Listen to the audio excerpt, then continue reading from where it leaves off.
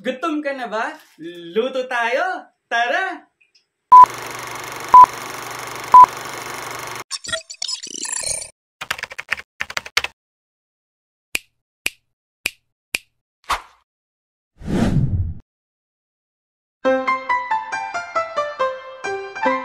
Hi guys! Mabuhay! Ayan, meron na naman tayong pag-eksperimentohan. Ayan, sana makain na natin itong gagawin nating creamy and sweet spicy pancit canton. Buksan natin ang ating Lucky Me Pancit Canton Sweet and Spicy Flavor. Ayan, may pa ASMR muna tayo. Ayan, pagkabukas natin, kunin natin ang ating, ayan, nakita nyo naman, toyo mansi and yung kanyang oil. Ayan, hanapin natin nasa na ba yung ating seasoning. Ayan, kailangan natin magpakulo ng tubig para maluto ang ating pancit canton. Ilagay natin ang noodles sa kumukulong tubig. Ayan, at hintayin natin na ma-half cook. Half cook lang ang ginagawa natin sa noodles para sa ganon hindi malalabsa yung ating noodles, yung ating pancit canton kapag inalo na natin ang ating sauce.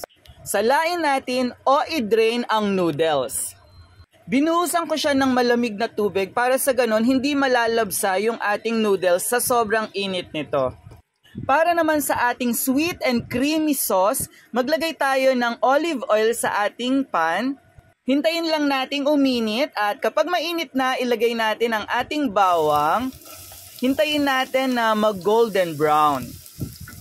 Gustong-gusto ko talaga na maraming bawang kasi gustong-gusto ko yung amoy na ginigisang bawang.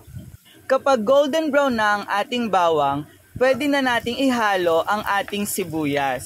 So, igisa lang natin siyang maigi hanggang sa tingin natin ay luto na yung ating sibuyas. Pwede na nating ilagay ang ating San Marino tuna. Ayan, simutin lang natin ang laman ng ating lata. Ayan, at habang sinisimot natin, wag nating isasama ang lata. Wag nating gagawin yan. Wag nyong isasama ang lata sa ating ginigisa. Ayan. Igisa lang natin ng mabuti ang ating century tuna. Ayan, gusto ko kasi yung medyo talagang nanunuot yung bawang at sibuyas sa ating tuna.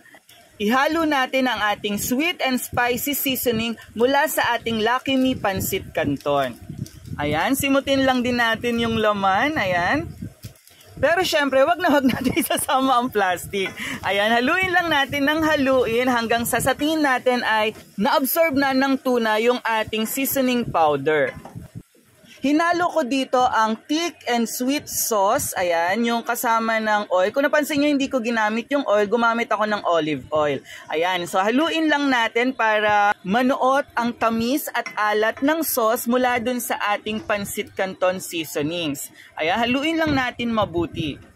Ihalo na natin ang ating creme densada. Guys, napakatamis nitong creme densada kaya kung konti lang naman yung sauce na gusto ninyo, huwag nyong ubusin. Ayan, para sa ganon, hindi maging matamis masyado yung ating magiging tuna sauce.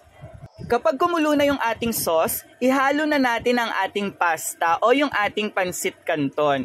Ayan, so haluin lang natin mabuti hanggang ma-absorb ng noodles ang ating sweet and spicy tuna sauce. Ayan, so nakakatakam na.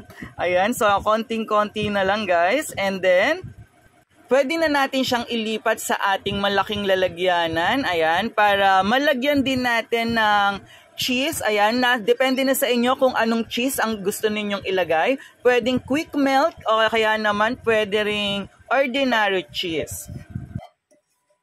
Siyempre, kunwari, inaayos nating mabuti, ayan, para maganda ang presentation, ang plating, alam nyo na, ayan, para Instagrammable. Pwede rin natin siyang lagyan ng keso. Yung keso pala na nilagay ko dito ay mozzarella cheese, ayan, para medyo malagkit at nag-melt yung ating cheese na ginamit sa pancit canton natin, ayan. So, kapag okay na yung paglalagay natin ng cheese, syempre, lagay na natin sa ating plate or sa ating bowl. Ayan, so para sa ating mga mahal sa buhay, ayan, sa amin ni Dada. So ito yung pagsasaluhan namin ngayong gabi. Kaya ano pang hinihintay natin? Tara na, tikiman na! Ito na guys, sticky man time. So, pwede natin siyang partner ng tinapay.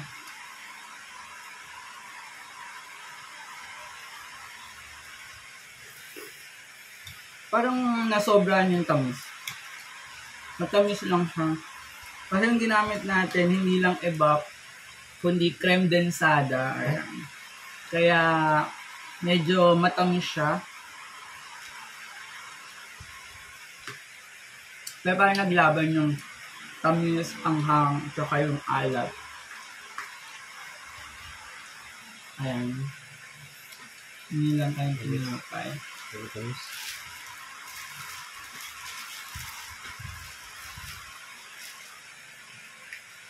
Parang lumalaban yung tamis niya.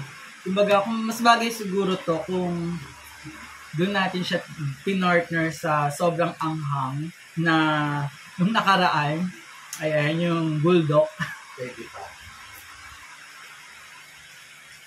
Para mas nalabanan niya yung anghang. Ngayon kasi medyo sweet sweet and spicy siya. Diba? Sweet and spicy yung flavor or variant ng pancit canton natin. So, matamis na masyado yung creme densada.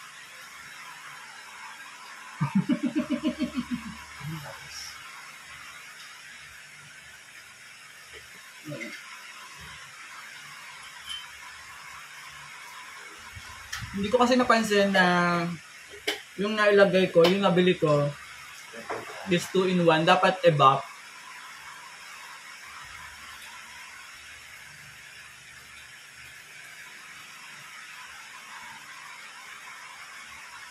Pero yung anghang, yung tamis, ayan, naglalaban-laban, pati yung alat ng tuna, ayan, nararamdaman. Ayan, meron pa rin siyang kagat ng spicy.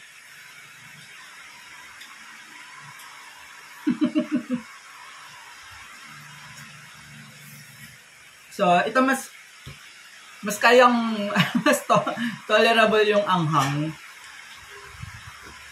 Mas kaya natin ubusin to compare yung last time na sobrang yung pawis natin.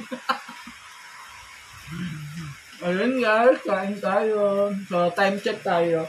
Ayun, 12:30 na. Diba? Midnight snack.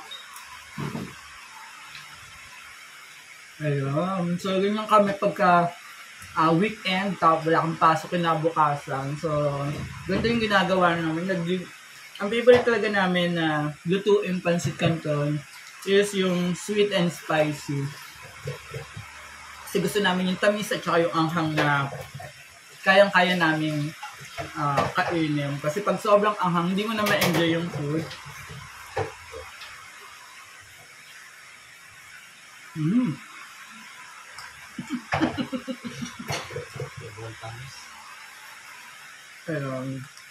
Ayun guys, so gawin nyo ito sa bahay. I-try nyo kung lalagyan natin ng kakaibang flavor yung ating nakasanayang pancit canton. Ayan, so bahala kayo kung anong variant yung gusto nyong gamitin. And lagyan nyo lang ng gatas, ng tuna. Ayan, para lang maging creamy siya. Ayan, katulad nito.